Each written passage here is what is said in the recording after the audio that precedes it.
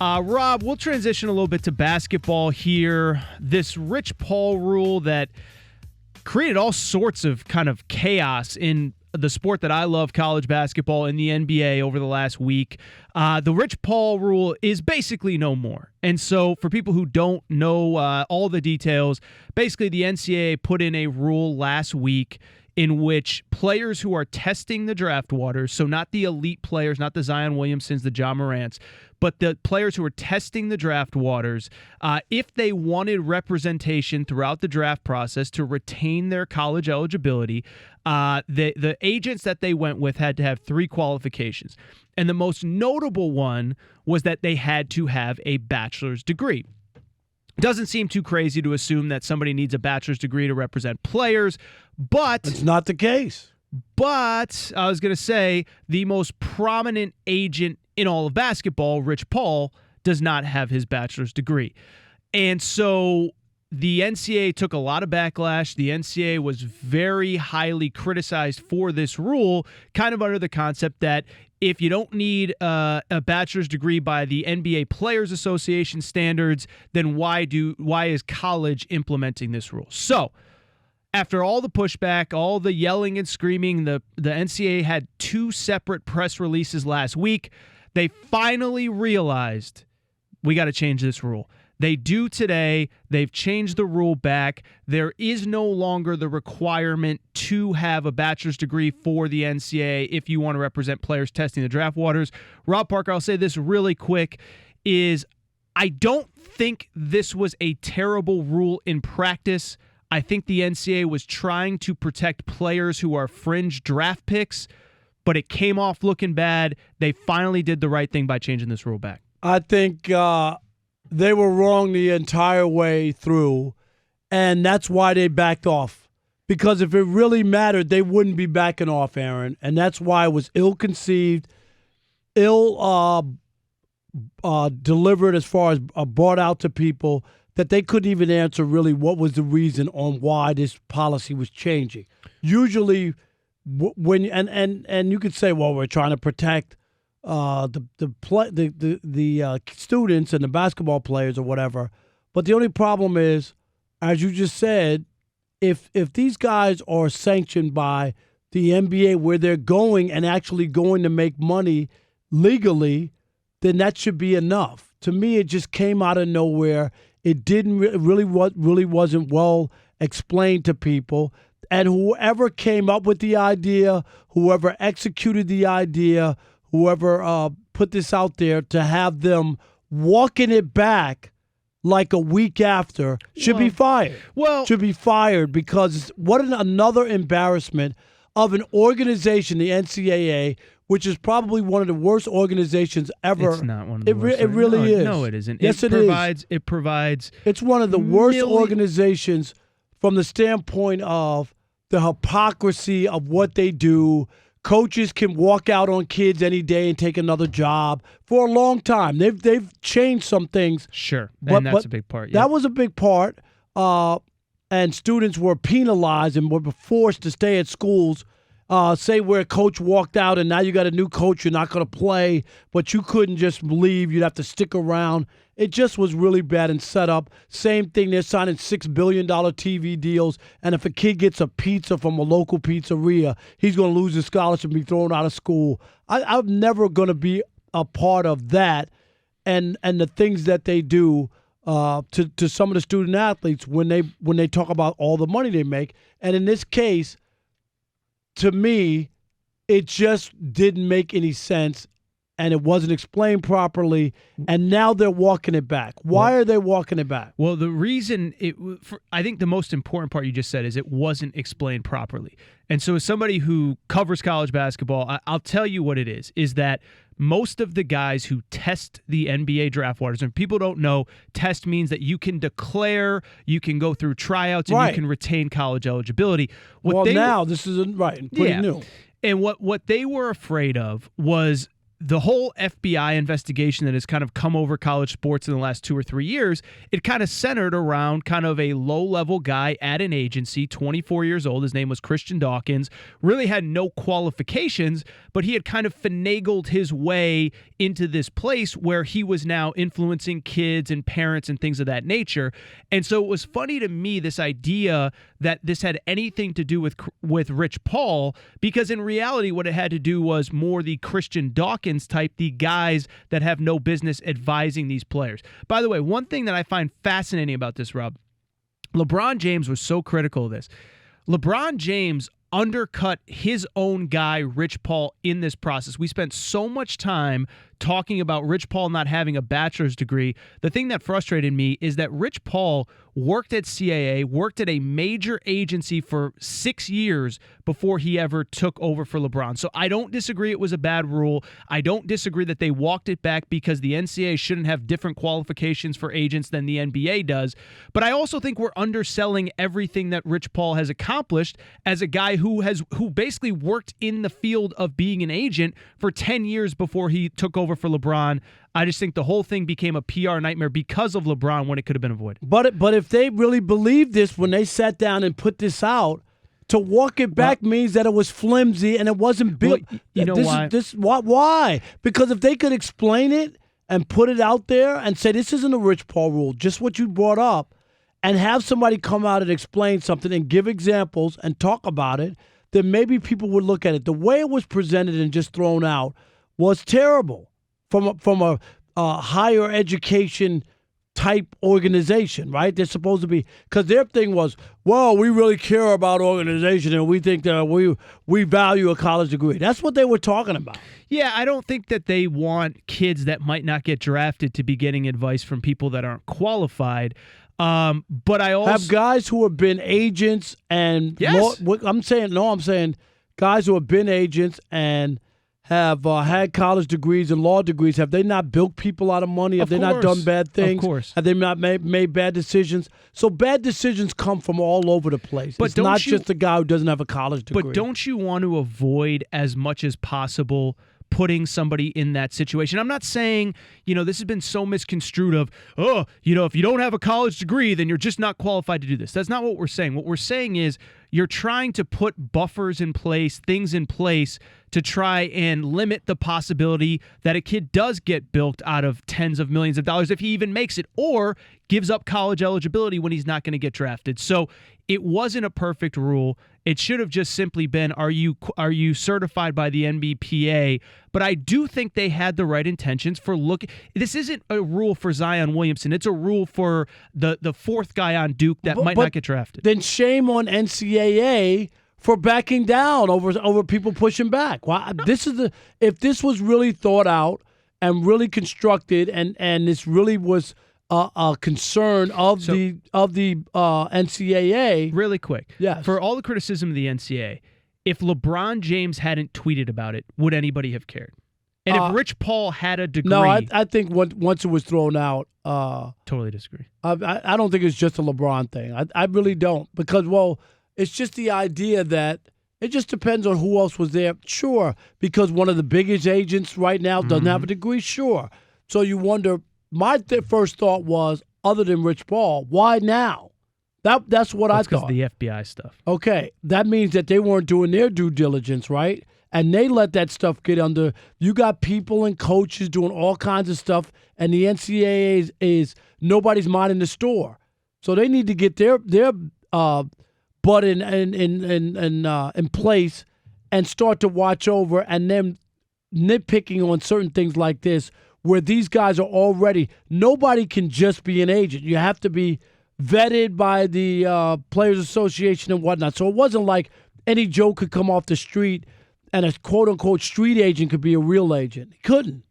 But first of all, you can be an advisor and you can be a guy that is kind of the middleman, if you will, working either for an agency. Those people are always going to be there. They were, and they always will be. I don't disagree with that, but shouldn't you try to limit the influence of those people if you can? Isn't that doing right by the kids? You're never going to stop. It's like anything else. You're never going to stop 100% of bad people doing bad things, but if you can avoid some of it, even a small percentage, isn't it in your best interest to try and do so? Well, to that, if that really was the case, and that's why I question. I heard, yeah. Right. I heard you and Chris go back and forth on it. Yep. I just question if they were really serious about this, in this case, just because some people don't like it or, they got some. Look how quickly they back down on it. And then do you have the quote on why they've reversed? We have this. We are committed to providing student athletes who are deciding whether to stay in school or explore the draft with access to a wide array of resources to make their decision.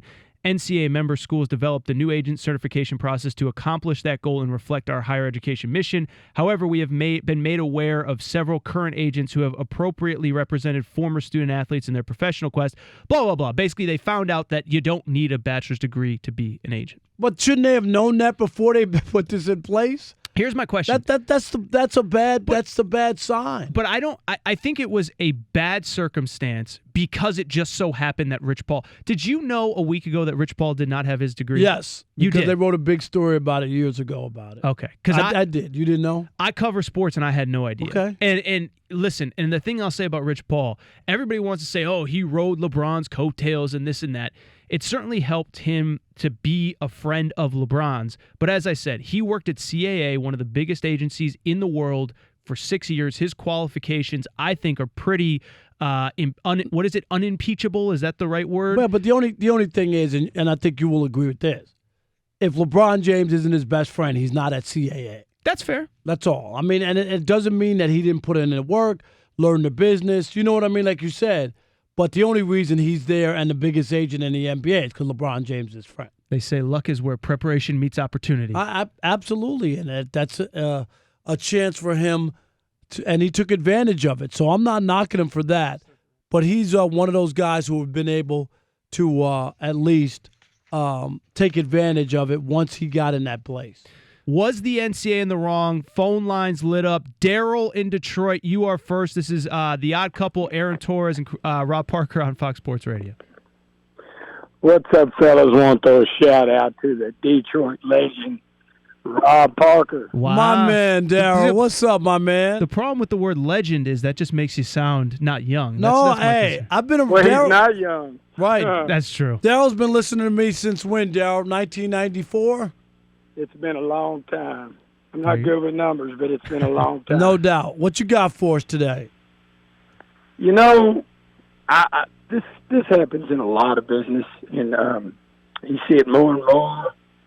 And not just professional sports, but there's a circle there where they want to keep things inside the circle. And sometimes a man has a different kind of luck. Maybe your luck is having parents that can pay for you to go to college and pay for your living expenses while you're in college, and you can get through and you work hard on top of your blessings and you make it. But let's say Chris Paul, for example, his blessing was he was a friend of LeBron James, and he worked really hard, and he became something.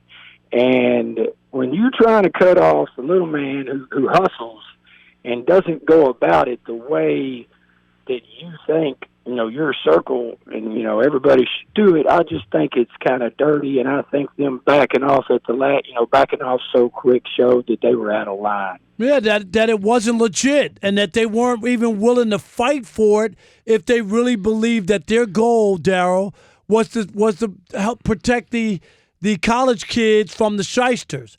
If you really believed that and you came up with this, you should have fought till the end. We know what's going on. You want us to lay out how many kids have been bilked, how many things have gone on? Yes, we need this. And every single guy who's done it doesn't have a college degree or some. You got to make that case. They couldn't make it. The scary part is they did try to fight it. They had 2 separate press releases last week after the rule went into place where they didn't really explain themselves. And I guess by technical rule, the NBAPA, you do need a bachelor's degree, but there are ways to work around it. Rich Paul, one of the people who has. I have no problem with the NCAA trying to protect their kids, but I also believe that, as we've discussed throughout the last couple segments, that they shouldn't have different rules than the NBA PA. If you're good enough to represent NBA players, you should be able to represent college players. Horace in California, you're on The Odd Couple. Aaron Torres filling in for Chris Broussard with Rob Parker. How you doing, man? What's up? What's up, Horace? Thanks for taking my call, man. I couldn't help but I've been trying to call in for like the last hour, man. But I'm telling you, I agree with Rob all the way, man. Mr. Parker, you spot on by saying they didn't have a leg to stand on from the beginning. Even in today's society, you got people that are saying trade schools are better than college anyway, and they're making the same amount of money or more in a trade than they would by going to college and getting a college degree. And like I said earlier, if it was such a big deal before to have a degree, then I could understand if you couldn't speak the lingo or you weren't able to handle yourself or handle the business of other people when you're representing someone. But if you can do that, and this guy obviously had the guys and the means to do so, let it go. And then if somebody just pissed off, hey, I don't like the way he sounds. That's not cool. And it's that way even as you're growing up. People say the same thing. Well, you're not good enough because you don't have this. You didn't do this well enough, so we're not going to accept you here. Listen, man, everywhere I go, even with what I do, I'm an electronics technician. A lot of people in front of me for a job I was looking for had a degree. I didn't have a degree. I went to school for 20 years. So my experience in being able to do what I do put me in front of all those people with a college degree. So you don't necessarily have to have a college degree to excel in life. And I think, like you said before, if it was such a big deal, they shouldn't have backed off in the first place. They didn't have a leg to stand on when they made it up. No doubt about it, and not as quickly as they did, Horace. They really backed down. Like you put this out, and if you were really serious about it and really thought this was a need, there's no way you back down a week later. Real quick, Rob, you obviously, you're a very in-demand guy in our business in the media. Would you be comfortable if your agent, hiring an agent, not the guy that you have now or girl that you have now, I don't know who you have, but would you be comfortable if somebody came up to you and said, I want to represent you, I want to negotiate your contracts, and they didn't even have a bachelor's degree? It would just depend on how I knew them, what experience they would have, how they would have to convince me that they've done this, and you know what I mean? Like, definitely would be like, you'd have to have some experience in doing it and show me that you've had some results. Yeah. Because that's the only person I would hire anyway at this point in my life. Sure. This is not me 22 and nobody will take me, and this guy comes on, he's like, dude, I've watched you. You're going to be a star. I can help you. Do you know what I mean? Yeah. Like that guy has more of a chance to some young guy who's trying to start out. Remember, agents don't take everybody. You're right. No, you're 100% right. And I think two things can be they don't have to be mutually exclusive. I think you can say that it was a dumb rule to just say that the rules are different for the NBPA versus college. At the same time, I don't think it was bad by the NCAA to try and protect the kids. Edward in Omaha, you're up next on The Odd Couple. Aaron Torres filling in for Chris Broussard alongside Rob Parker. I personally never had a problem with the rule. The NCAA promoting people going to college is more business for them. So I never thought of it as a bad idea. If anything, it just made them look weak by going back on it. It takes away their credibility. If you're going to be wrong, then you're just going to be wrong. But for them to turn tail so quickly, it's embarrassing. I'm like, I'm with promoting you. people going to college. Edward, I'm with you. It is embarrassing to the NCAA, and that's why I said to you, Aaron, that whoever came up with that and put that out there before was well thought out and well presented, should be fired because the NCAA looks bad. I don't think anybody at the NCAA had any idea that Rich Paul doesn't have a degree. Because really, then shame on them. That is shame on them. They should have been doing they should have done a little bit more homework. But I also don't think that it's absurd to say that we at the time before they knew that Rich Paul didn't have his degree, to say that it's insane to think that a guy would at least need a minimum of a bachelor's degree or a girl minimum of a bachelor's degree to represent players who are testing the draft waters. I think it was a really unfortunate kind of chain of circumstances that led to this situation. It just so happens that the most prominent agent in the world doesn't meet one of your requirements. It just so happens that agent is represented by LeBron James. LeBron James made a big stink about it. The NCAA is trying to protect kids. that don't really have much of a draft prospect from making a wrong decision, and it's just unfortunate. Now, if you want to argue like you have over the last couple minutes, Rob, that it's just they should have thought it out better, but they shouldn't have run it back so quick, and running it back quickly proves that it was ill-conceived. Yeah. I can't argue with that. I really can't. It's just unfortunate. It's just unfortunate that it blew up in the way that it did, because I think they had the best intentions. They went about it wrong. They shouldn't have had different rules than the NBAPA. Hey, it's the Odd Couple. I'm Chris. He is Rob, and we want to encourage all of you to subscribe to our YouTube channel. That's right. You know, you can listen to us on the radio, and now you can watch us as well, and it's fun. No question about it. And remember, oh yeah!